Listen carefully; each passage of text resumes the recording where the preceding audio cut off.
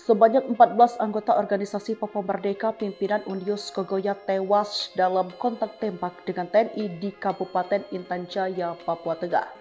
Operasi ini dilakukan setelah OPM menguasai kampung tersebut dengan tujuan menegakkan keamanan dan melindungi masyarakat dari teror kekerasan kelompok bersenjata.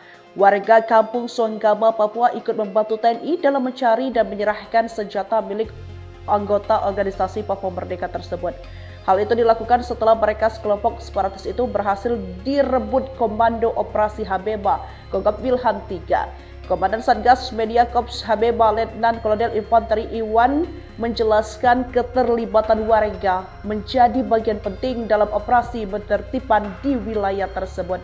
Menurutnya dari hasil operasi dan bantuan warga, TNI berhasil menyita sejumlah barang milik anggota OPM, antara lain 1 pucuk senjata api rakitan, 4 senapan angin, 1 munisi berbagai kaliber, alat bidik Simmons, dan 1 teropong.